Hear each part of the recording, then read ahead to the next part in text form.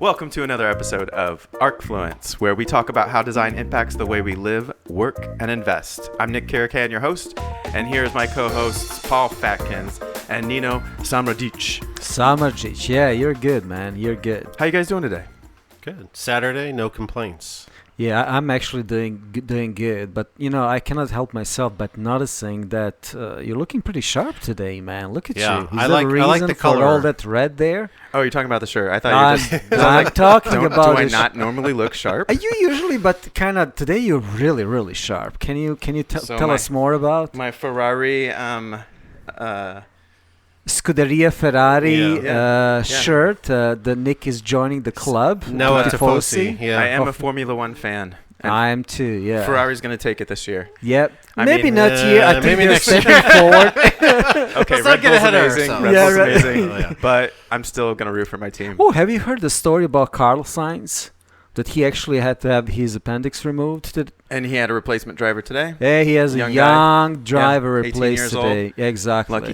Lucky kid. He just landed in a very hot seat in a P3 practice, and he has to do the qualifying. He had an hour to adapt. An hour to jump in a car that is 12 to 14 seconds faster per lap. In comparison to Formula 2 that he was driving just 2 hours ago. He's in a rocket ship. Night and day. Yeah. Night and day. Yeah. That's going to make some fun conversation at the bar.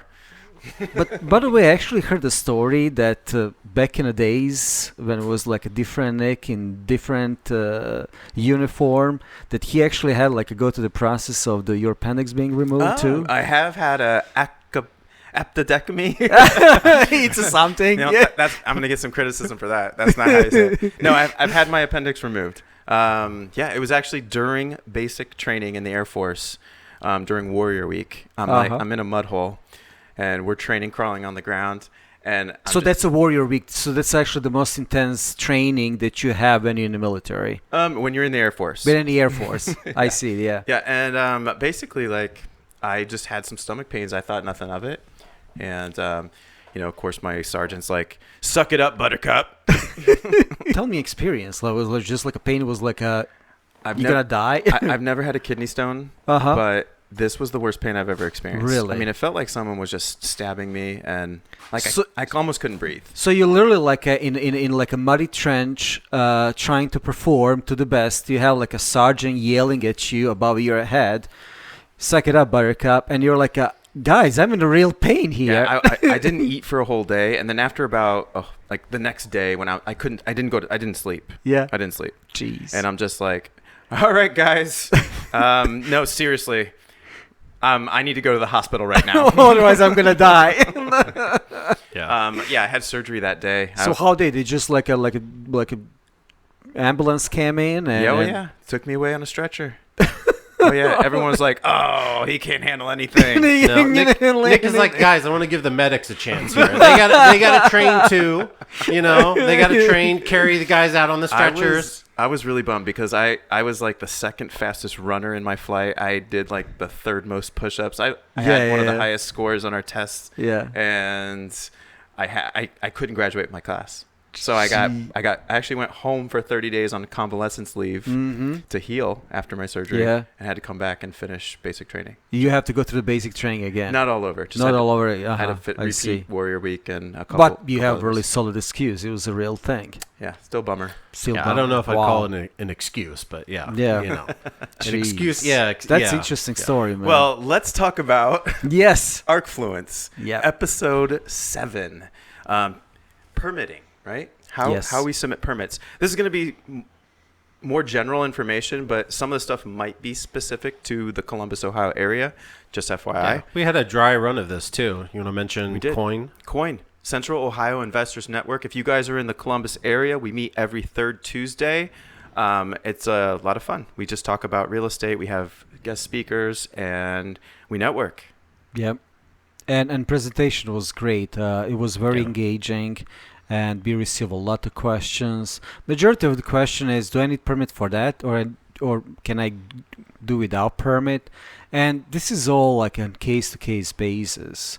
So we just have to let all our people that are not really familiar with the process to encourage people to actually talk to the department, to the building department or a zoning department, and just to get feedbacks from them directly, so they know if you're doing something minor, you're probably not gonna need the full permit, or if you're doing something, it may actually trigger the permit. But always talk to your local jurisdiction before trying to do something especially more colossal, like a renovation or addition, so you don't be surprised by the inspection. Yeah. And of course we can always help with that conversation too. Yep. There's a list too that I provided. So Danny will put a link up to the list of, and this is for Columbus, particularly for Columbus, but in general, most jurisdictions, it's the same type of thing. So it lists out, if you're doing a room addition, then obviously, yes, you need a permit, but you also need plans required, because some things you can get a permit without having plans. Yes. So this list basically gives you a little cheat sheet, and we'll put it up as a link to basically download for the city of Columbus. Awesome. So I thought we'd go through just the basic kind of process in chronological order, so we can give a general expectation of what that permitting process looks like and how long it takes typically. And then we can go back and just talk about all the things, which I'm sure we have 900 rabbit holes we can go down. Oh, geez. Yes. All right. So if we're pulling a permit, let's say that in most circumstances, you're going to require architectural drawings. Yes. Now, in a lot of municipalities, they don't necessarily need to be stamped for residential projects. Of course, we stamp all of our work as a licensed firm in the state of Ohio. All commercial projects, though, require a stamp, and they also require engineering. So you're going to have your mechanical, electrical, plumbing, and in some cases, civil engineering, along with your architectural sets. Yep. And once you have those drawings and they're ready to go, you need to submit to your local jurisdiction. I know if it's a commercial project, we can do digitally now and almost everywhere. For residential, there's still some municipalities that are requiring 2 physical copies. Yes, Upper Arlington requires 2 physical copies. I think that now Columbus is fully electronic. They're finally, especially with this new adoption, started March 1st. I have just conversation with them 2 weeks ago, and they actually announced that they're a fully electronical now. That's amazing. I also saw that they raised all their prices. They did. So, yeah, inflation is hitting them too. Yeah, so, inflation is hitting everybody. But they are including inspections, multiple. Yes. They used to include 2, and now if you have a new build, I think it's $1,000 for the permit, but it includes 6 inspections, which is kind of cool. And usually that's almost the price of 6 inspections. And I kudos to Emmett and his team. I have I'm working a really big project now, so we have bi-weekly meetings with them. Very nice people. They're there to help. Awesome. Honestly, I agree with you. Yeah, I do a preliminary design review before we submit anything. When we go to the city. I can also if you guys building something, especially if doing additional or new build, there is always options to do a preliminary review, so they can give you some feedbacks right away, so you can go back to the drawing board, correct the stuff that you need, submit the drawings, and wait for a response. Okay, so we got our drawings. We're ready to submit. So whether we have to do physical copies or not, we fill out the permit application and we submit it to the city. And then they deny you because you haven't gone through zoning. Well, in some cases, they're together, and in some cases they're separate. Yes. Yeah. So you do your preliminary design review, and they'll send it to zoning on your behalf. Yeah, so that's they part can of the actually do process. that. Yeah. So that's another thing is before we even start the process of the building permit, the zoning is usually initial step, just to make sure that what you're building is acceptable to be on that land. So you have to see what zoning options do they have. Also, there is an option if you want to build something a little bit more unique that will be hugely beneficial for a community. You can apply for a variance, and there is a big chance that variance will be approved. Sure. They're actually revamping all the zoning. Yeah, and this is where you really need, again, I would recommend hiring somebody to help you through this process, because professionalist. Again, sometimes it's part of the process, right? It's included, it gets submitted with zoning along with the permit application.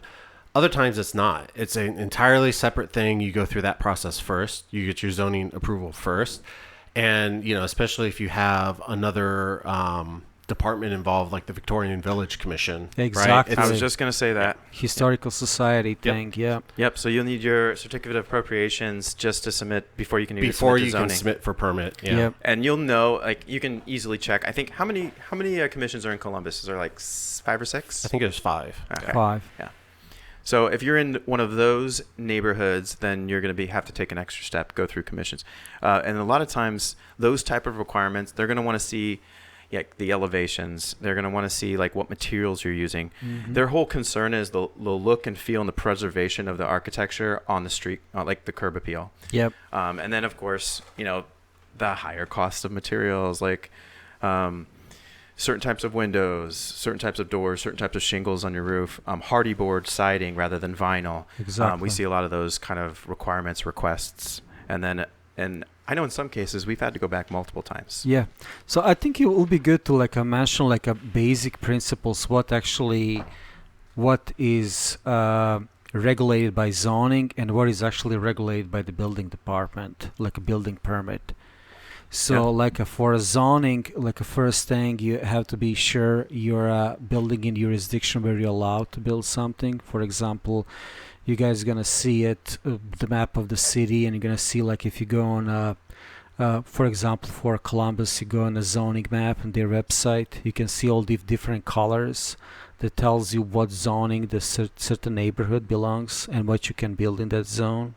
Now, what if I have a lot that's zoned R1, but I want to do a duplex? I'm an investor and I want to maximize my cash flow. So then you're going to apply for the variance. And that's usually a process that I will require you, or not require, I will recommend you to hire the professionals who can actually advise you on that. Now, that's something that we can also help with. Yes. So obviously, your architect, those firms do that work as well. It's an additional step, an additional service. Yes. I think I can't remember off the top of my head, but what's the cost for a variance application in general? A couple $100? Yes, it's not. It's usually but the one things about application of variance may actually sometimes include a hearing, so that you actually go in front of the public or your neighbors. Yep. And you actually, put and defend your position while you're actually trying to make the change, because it's not only that sometimes it's like a different use group you may need to do. Sometimes you would like to go wider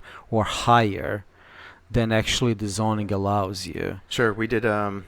We had to get creative on a triplex, and we had to sink it subgrade a couple of feet so we wouldn't peak out at that 35. Exactly, because you're actually going from the grade level up. So it doesn't matter how much you're going down in the ground, but they're actually calculating from the grade level up. So that's one of good examples when you hire someone professionalist, how you can actually take the regulation in your advantage. Okay, so if we have to go through, I was going to say a lot of this stuff. So there's also a link that we'll include too. There's a lot of reference materials at the City of Columbus. Yes. So right there, you just mentioned rezoning, right? So there's a development guide, right? And it walks you through step by step what the rezoning process is. Does it give a time frame on that? It does. It literally everything you could possibly think of. I'd have to look it up. Okay. But anyway, anything you can possibly think of: timing, cost, what steps are involved. If you have to go in front of a commission, if you have to go in front of city council. Blah blah blah blah blah. So let's just do a general timeline for a simple residential project. Let's say plans, for us to turn around a set of drawings takes us about three weeks. Yeah. And then we submit to zoning. And that if we're doing an exterior work, we're going to have to submit to zoning. Yes. If we're just doing an interior renovation, that's different. We can go straight to the Department of Buildings. Yes. And of course, that means we're not in a commission. Or if you're not changing the use of the building, if you, for example, decide to turn the residential house into the school. So, exactly. Well, that's a whole different ballgame. Exactly. So time frame, you asked time frame, 90 to 120 days. That's the estimate that the city gives. And that's for the whole entire process? That's the whole entire rezoning process, correct. Okay. Yeah. So if we're not rezoning and we're just doing a renovation in a home, this is the easiest it gets. Yep. We do drawings in a couple of weeks, and we get permit approval in a couple of weeks. I mean, we can turn around in probably about a month. Usually approval, they will tell you it's a 30 days minimum. But on a smaller projects, you can get your actually If you're talking about a variance, it's 4 to 6 weeks. 4 to 6 weeks for a variance. And again, I'm pulling all this right from that development guide. We'll give a link to all this stuff. Okay, yeah. Yeah, I do. Depending on like, they also give specifics on how long they have to get back to you. So if you email the city, if it's a residential project, they usually say 2 weeks for us to respond. Yep. Sometimes it's right away. Sometimes it's 2 weeks. Yeah. People go on vacations, I do know they're hiring a lot of new people, and they're enforcing a lot of the code now that they haven't in past years. Yes. Before it was a matter of focusing on safety, right? We're going to prove this if we think the framing and the safety components are all satisfied, because we don't want anyone to get hurt. But now we're starting to see like energy efficiency. Yes. The entire gambit of what the 2019 residential code calls for, they're enforcing. Yes. So I will say like two major things that code trying to enforce, which is well-being and safety. So the people can actually, in case of the emergency, can escape the property and save themselves and their family. And therefore, I would like encourage especially people who's planning to do like a long-term rental, even short-term rental, to make their property safe for the occupants. And that's why you have to check all these safety boxes. The second item is, as we know, all this global warming that's looming around our planet. We're in a new climate zone now because of that. Exactly. So it was like the second element is what cities enforcing and code is enforcing is energy efficiency of your envelope of your building. Yeah. Because I think buildings are kind of responsible for like over 50% of the carbon. It's a yeah. So that's a significant amount. Huge number. Yeah, 59%. It's something a very like that. very large amount. Yeah. Large amount. So yeah. I was gonna say, let's take a step back. So we've determined that we need plans, right? We've talked through some of the zoning stuff, which can kind of come with your plan submission and or before submitting, right? So now we're kind of to the point where we actually submit the plans to the city. So, what happens next? What's after the submission? So I'm the one who usually submits the plans for our clients. I'll print everything up for us. We'll make sure that everything's good to go and approved by the client.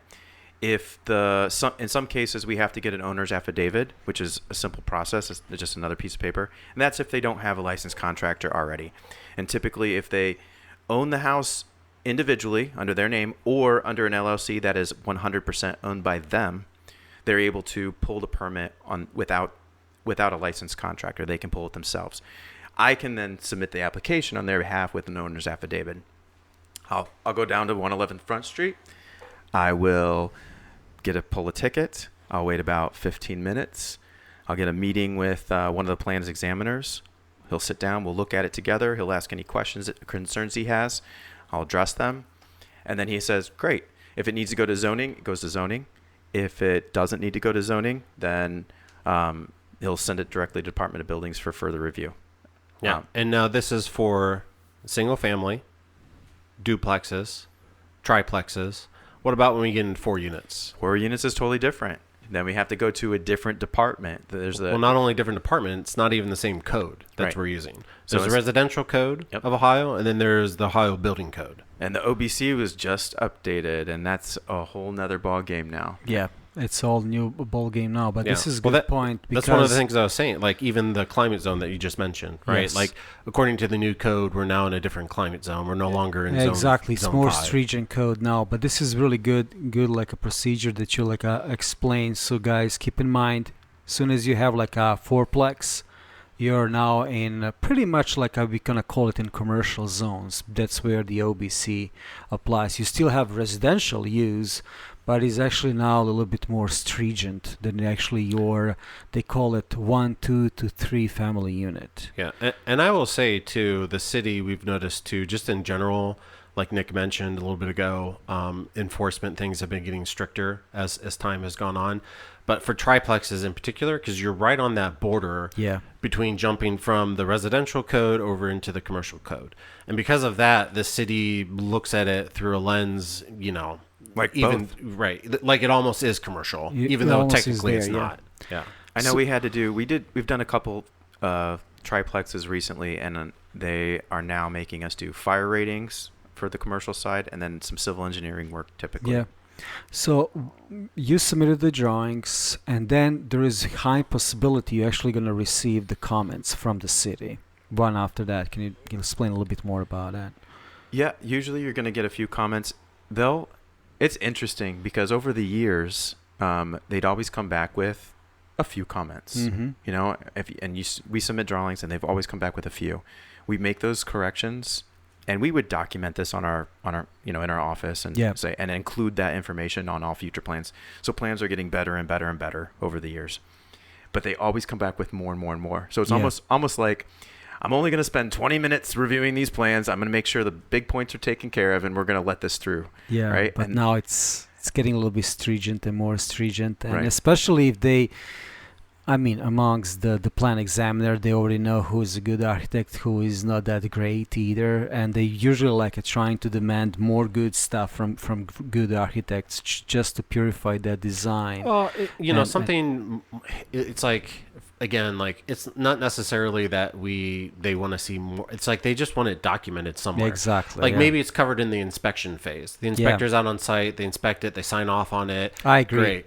But they want the approved plans to match whatever they do on site, and they want it all documented ahead of time. And so when we get some of these comments back, that's all it is, really. It's not that we forgot something or that we messed up, right? Sometimes that happens. Sure, we're human. But most of the time it's because they've changed the way they're looking at things, they're processing things, and they want to document it in a certain way. Yeah. And this is excellent that you said, actually, because even though they send the inspector on site, they cannot actually be there 24/7.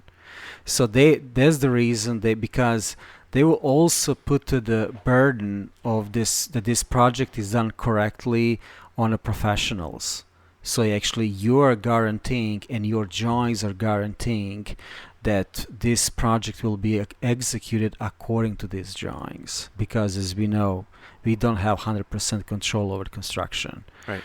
And therefore they will like to see, you will see that tendency, more and more stuff on the drawings. Yeah, and the city's actually been recommending us. We get calls all the time that say, hey, the city gave us your information to do drawings, but we still get comments that come back. Oh, yeah. They're constantly trying to improve They improving their stuff because, guys, I can tell you this thing too. Like on several occasions, we will actually hit by inspection on a project, on some items that didn't actually, they were not caught up by, they were not notified by the plan examiner. They're humans.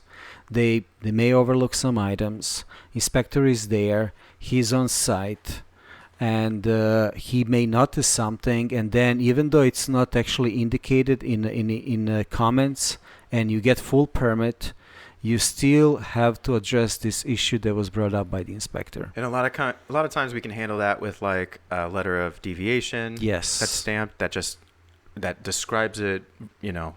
A uniqueness of condition. Right. So sometimes we don't have to necessarily modify the drawings. No. We just have to provide that letter. But sometimes we do, and also sometimes there's also called unforeseen conditions. Yep. That we cannot see. We don't have that power. I wish I have. But we don't have that power to see through the walls, through the dirt and foundations. You don't have X-ray vision, Nino? No, unfortunately, no. Yeah, I wish I can. Our 30,000 laser scanner is not X-ray either. It's just. So should be for 30 grand. So sometimes they can actually, when you're demoing the walls, you can discover all kinds of stuff. So it's not first and it's not last time. So that can actually change your code applying. Yeah, and I think I've noticed, like, a lot of times before, definitely a letter was good, but more and more it seems like they want you to go back and update the drawings because, again, like, we've had a lot of times where the contractor will build it slightly different, doesn't match the drawings. Sorry, you either got to redo it or the drawings have to be updated. Things got to match. So, in Upper Arlington, we had a project that was a huge pain because the contractor deviated, right? The building department would not take a letter. And so we had to go through this whole process of updating drawings and, coordination with the contractor to get things to match. Absolutely. No, I remember that. And this is also why we try to sit down with if the client isn't the contractor, we ask the client if they have a contractor, have them come to the design review or at least review the drawings before he gets started so we can make those changes. And owner also, if it is like if we're now exceeding a little bit and going to more like a bigger project, commercial projects, owner also have an options to hire architect for a contract administration job, and he actually in a frequent period oversees the construction of the drawings, review the submittals, and just go on the site and make sure that everything that is being built is according to the plans that he actually signed and approved and created. Yeah. All right. So it's been submitted, right? Is there fees that we have to pay too to the city? There are fees we have to pay. And those have gone up, you said, right? Those have gone up. I think the fees start at $335 for a residential renovation. So if you have a single family home and you're doing an interior renovation, it's $335, and it goes up from there. Commercial spaces, I think is it $600, and then for the first 5,000 square foot, and then for every square foot after that, it's like $10 or something like that. Yeah, it increases. Yeah. I think it maxes out at $1 million. So if you're doing a million square foot project, you'll pay $1 million for your permit. Yeah, I have a project that I pay like the recent one. I actually pay $130,000 for a building permit in Upper Arlington. So yeah, if you have big buildings, you actually pay bigger fee because it takes them more time to review all these drawings. That's why. So we've paid the fees. We've gone through what? 1 revision process, 2 revision process, right? However many it takes. We have approval. Then we just go pick up the permit, and that's it. And end of story. Everyone can go home happy. I wish. Yeah, I know, right? Well, and even if you have approval, they can roll it back too. I mean, we've seen that in recent times too. You have your approval, and then all of a sudden they decide, well, actually, we changed our minds, and we want you to go back and look at something. Well, in some circumstances, they'll discover like maybe the project wasn't demoed, right? And then they go into a demo phase, and then on their first inspection, they realize like, oh, this roof is a new roof. Like the structure of it's new. This permit was never pulled. And nobody knew about it because the previous owner did it. I cannot remember that project. Oh, that was a headache. Oh my goodness. So then we had to go back and you go remember through this the entire fun process. Yeah, because we couldn't see that roof is new, the structure is new, because there was like a full ceiling there. We couldn't actually see through the drywall. And when they start demoing, then we actually figure out that firewall that should separate the different units were running only up to the previous flat roof. Now they removed the flat roof. Now they put like a gable on it, and they never extended the fire separation all the way to underneath the roof. My stomach is hurting just thinking about this stuff, and I don't even have an appendix anymore. That's a good one. But yeah, and yes, as soon as you get your permit, you are actually obligated to keep your approved set of the drawings all the time on site during the construction. So when you have and then also you have to schedule the inspections. Yeah. Also, you have to be assured that for a certain works, you may have something that is called special inspection. For example, if you do any like special inspection is usually related to the concrete work, reinforcing, to any structural support, welding. So, and you will actually, if you haven't submitted or having special inspection indicated on your drawings for some jurisdiction, like for Columbus, they have their special form for a special inspection that you have to fill in. Sounds special. Sounds special, exactly. And they will tell you, like, guys, you're welding these two beams together. You need special inspection for that. Or you actually pouring the concrete. You need special inspection for that. Even fireplaces in residential houses require an additional inspection now. Exactly. So, and that what actually entails for that. Special inspection is a third-party inspector, usually hired by the owner, who actually go on site. When they pour in the concrete, they're gonna grab the samples of that concrete and just make sure that what they're doing and the concrete they actually putting into your building, in your basement, in your slab, meets all the requirements. The concrete hardens after 28 days. They're going to go and lab test that if passes certain number of PSIs, and they're going to put that in a report. So, and then all these reports by this third-party inspector will be on the end of the construction, will be signed and reported on that sheet, and then you're going to submit that to the city to receive your certificate of occupancy. Good segue for certificate of occupancy. I was going to say, I'll also say, obviously the contractor, if you have a contractor on board, is dealing with a lot of the inspection and the process and closing things out. Yes, they have to schedule. Yeah, contractor is the one who schedules the inspection. But to take one step back, I think Nick mentioned it, when you go down to the city, you might also have like the owner affidavit form with you. Mm-hmm. If the owner does that, and they're signing that form and submitting it with the plans in the original submission, the owner's on the hook for everything liability-wise. Not the contractor. It's not the contractor. Yep. It's not their job to get the inspection done, to make sure everything passes, to get things closed out. The owner takes on all that responsibility. If you're doing a complicated job, and again, you can only do this for residential. Commercial, you have to have all licensed GCs and everything. But if you're doing a complicated residential project, probably not the best idea. If it's a simple interior renovation, it can help fast track things, especially if you don't have your contractor identified right off the bat. So you can get your permit approval. You can get all these things in place. This way, by the time you get your contract signed with your contractor, you're ready to go. Yeah. I just wanted to toss that out there because, again, people might think, again, oh, great, I can just get things done faster, right? Yeah. But all that liability and responsibility falls on your shoulders. So if you submit that affidavit with your permit submission, it's now on you to get everything done. Well, a lot of our clients are investors, and sometimes they manage those projects themselves, so they have a bunch of subs. So they're acting as the contractor. It depends. They're acting as a contractor. Yeah. But another reason, as you guys can now hear in our conversation here, that if project getting more complicated, there's more things involved into it, and therefore I would like to have, and I recommend to all of you to have like a hire the architect, who's usually like a one source that you can communicate. He can give you the good advice and explain the entire process.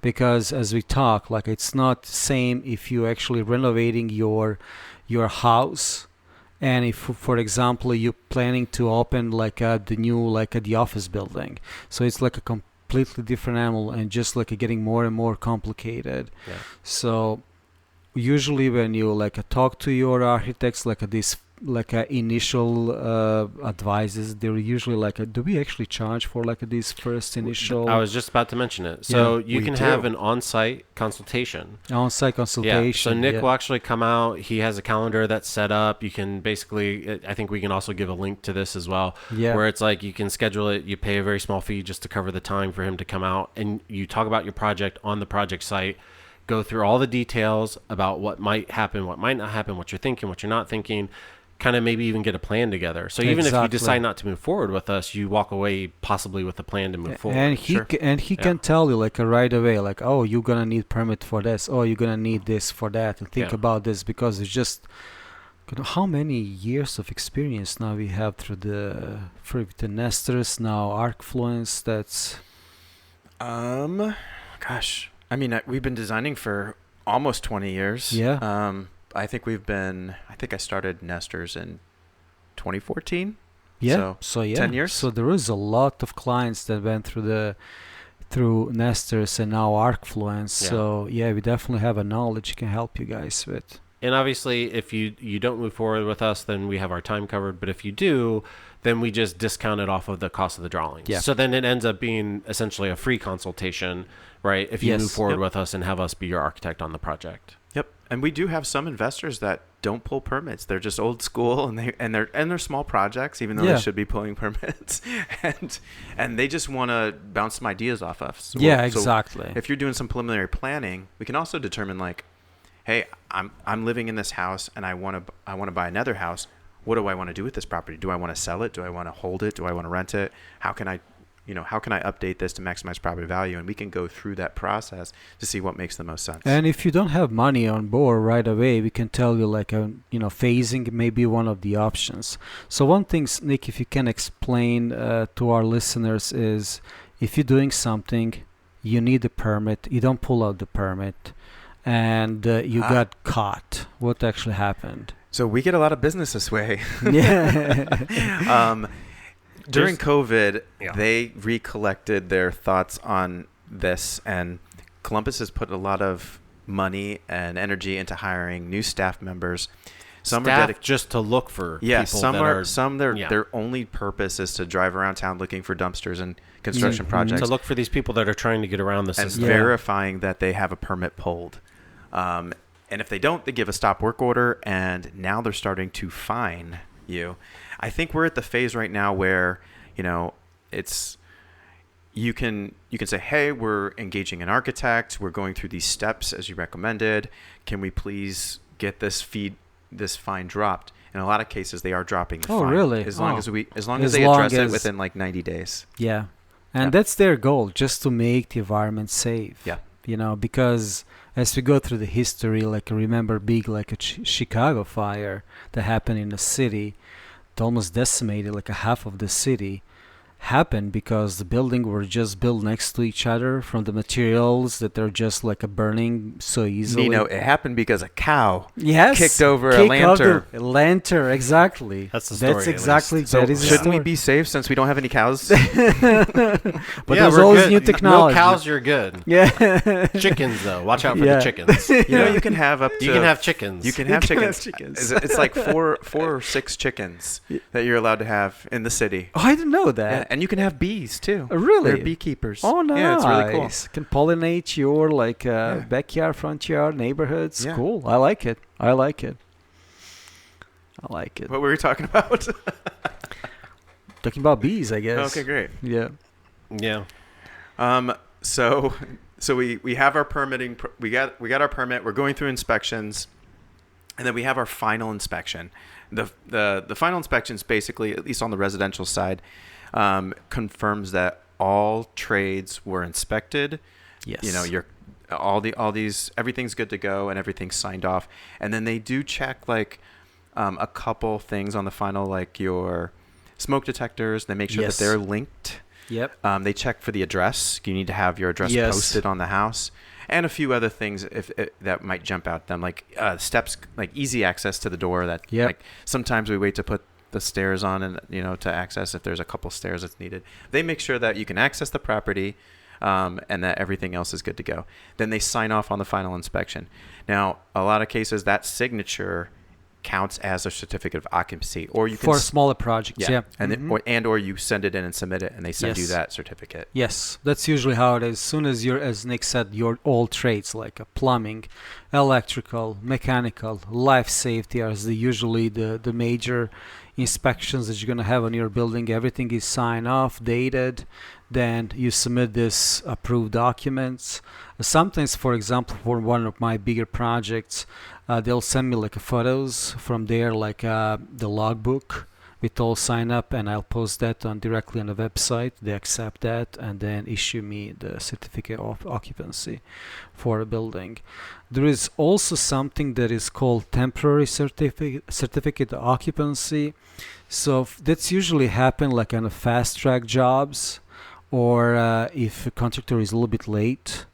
And now, like on one of my projects, I need to have owner to bring all their equipments and stuff, but they won't let owner people to get there till building is at least temporarily occupied. They only allow contractors to like run the building and project.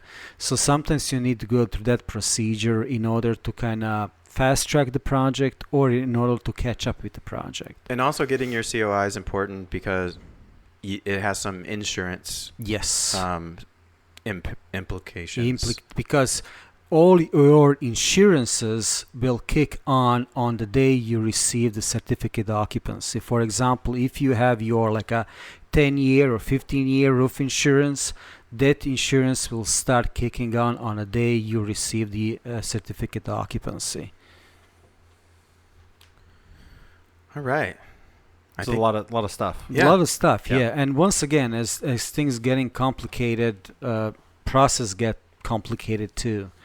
So yeah, and again, I think that's where it takes value, right, in hiring somebody to help you through the process. Yeah, we're also going to post an attic conversions sheet below too. It's basically just all the different requirements they now require for if we're going to convert an attic space to livable space. This is actually a good topic, Nick. If you can maybe give us through your experience that you have with all these clients, and we can actually stick on like a smaller residential house renovations or up to 3 apartments renovations. What are the common things like you mentioned attic conversion, basement conversion, additions? Can you give us like a couple advices, like what should we look to make sure that what we're doing is actually meets the code requirements and we can get our permit with less headache? Sure. So obviously we're always trying to add square footage at the least amount of cost. Mm-hmm. So before we look at an addition, we're seeing if we can fit any additional square footage into the footprint itself that already exists. A lot of time that's in the basement or the attic space. Yeah. Now, years ago, we were able just to finish the attic and we're good, right? And also the reason why you want to use what's existing, right, either the basement or the attic, is because then you don't have to go through zoning. Correct. If you start changing stuff to the exterior significantly, all of a sudden increasing the heights and stuff, it can trigger zoning stuff, but which we will also then take longer and increase fees. But when you're doing an attic conversion or basement conversion and we're creating that finished space, we're taxing the existing mechanicals, and we need to check a lot of different points. Like exactly. Is a lot of times an attic space, you walk up in that trap door and it's insulated on the ceiling of the second floor, right? Yes. So if you would finish that space, so maybe there's a staircase, but maybe there's not. So we need a proper access to that space. Number one. We need to make sure it's insulated. We need to make sure it's structurally sound. Yes. Yeah. A lot of these are just storage. Yeah. Right. And it's light duty storage, not some Christmas decorations up there. Exactly. So all the rules change when you're living up there. If you're putting a bedroom, especially bathroom, because there is a called live load. Yep. So we have height clearances. The stairs require a 6 foot 8 inch height clearance at all points. Yeah, exactly. And then in the basement and in the attic space, at least 50% of the space must be 7 feet or above. Exactly. So sometimes we find ourselves adding dormers to get around not popping the top, which simply means ripping off the entire roof. Yeah. A more affordable way to raise the ceiling is just to do a dormer. Yeah, and still in that case, maybe it's depending of jurisdiction, we may bypass the zoning with just like a dormer. Depending, some jurisdiction may be like, now you're changing the aesthetic of the house. They can force you to do the zoning. They'll go through. At this point, all of our projects go through zoning now when we add dormers. When you get the dormers, makes sense. Last thing I think you forgot to mention, egress, right? So that's the only other thing I think that you rattled off a ton of stuff there. So right? if you're in a basement, an egress window is an easy fix. I think we just did a flip in Upper Arlington several months ago, and that cost us $3,500 or $4,500? Or I think we had the choice between the two. The simple version was $3,500, and they do it in a day. They do it in a day. And you have to put that in a bedroom space. So if you're finishing a basement and there's no bedroom down there, no need for egress window. If you're having a bedroom, must have egress window. Yes. Same with the attic space. If it's a bonus room, and you don't want to count it to your bedrooms, as a finished space. But by the way, if you put a bathroom up there, they're gonna make you have an egress in the main area, whether you call it a bedroom or not. But because they know where we head. They know exactly what you're doing. Yeah. So you'll need an egress window in the bedroom itself, and that's gonna basically give you a 5.8 square foot clearance. So if it's 5.7. 5.7? Yeah, 5.7. All right. Well, I like to overdo it, I guess. Yeah. Better safe than sorry. It's always good to go a little bit higher. Yeah. Well, if you have a double hung window, which means it's only half the windows opening, or in some cases, depending on the quality of the window, it might not be half. Less than half. It might be less than half. Yeah. Then you need to make sure that opening equals that 5.7 square feet. Yeah. And I think there is like a minimum width and minimum height. And distance off of the floor as well. And distance of the floor, exactly. Because you got to be able to crawl out of the window if you need to. As you pointed out, in case of the emergency and fire, it just allows you to escape from that room. And we specify all this in our drawings. Yep. Now, sometimes I know the standard window sizes change from manufacturer to manufacturer. So we also have that conversation with our clients, like, where are you buying your windows from? Let us know if there's a standard size that you want us to use, so we can have that reflected in the window and door schedule. Yes. And one thing that I would like to mention, like we talk about life safety a lot, but another things we mention is energy efficiency. So, for example, if you want to make your space dwellable in a basement, you need to provide insulation per code requirements, which is usually done by doing the furring wall with the batt insulation between studs. In attic, things are a little bit different because of the high R value required by energy code. So if you're really having like attic space, you most likely will need to do closed cell spray foam insulation to meet that R49 requirements. And the reason is so we can keep the ceiling height exactly where we need it and have more functional because space. Every inch of the ceiling space is bonus. Yeah, and we typically do like 3-foot knee walls for electrical. I think that's your minimum. But did you know that they only count finished square foot from 5 foot? 5 foot, exactly. So your clearance is as a usable space is calculated with a minimum overhead height of 5 feet. Correct, but we'll still try to add a little bit more space to make that room feel exactly. bigger. Just feel bigger. Yeah. And or you can do built-ins, whatever. Exactly. You want to do. Yeah, that is correct. All right. What else? Yeah, I will actually mention a couple other little things, especially for people they're planning to do the additions to their houses. One thing that they have to pay attention is just the clearances and distances from the property line. I always advise our clients to not go closer than 5 feet to the property line. Fire rating. Because as soon as you go encroach that distance, then you have to fire rate the walls. And even if you're right up against it, right? Yeah. You still have a potentially overhanging roof that's going to be closer. So I will, if you're really pushing and says like I don't care, I'm gonna fire rate the wall, then don't go more than 2 feet, because as soon as you encroach more than 2 feet, you'll not be able to do any like roof eaves. And that's mostly for commercial. In the residential side, you have side yard setbacks that you just can't go that close. You just cannot dare that close. And if you do, you're going to need to go through the variance process. Exactly. Yeah. That is correct. And also, even if you have sometimes rated walls, you still can have an openings in these walls. And they don't need to be rated if you're keeping these openings less than 25% of the total area of that facade. So just a couple tricks there that you guys have to pay attention if you're doing addition to your house. Man, this stuff is so exciting. I love it. Yeah, and we scratched the surface. We scratched the surface. Well, like Nino said, every project is different, so we have to address that uniqueness of that property based on the circumstances. Yes. Yeah. I think this was a good broad overview of everything, right? We'll have a ton of links up there that people can dig through. And then obviously, again, they can reach out for a consultation, or they can, hire us to take on the project, and we can get into all the nitty-gritty details.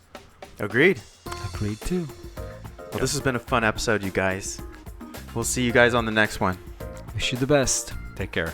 This has been the ArcFluence Podcast. As always, you can get more information and additional content on arcfluence.com. Please subscribe on the platform of your choice and leave us a review. We'd love to hear from you.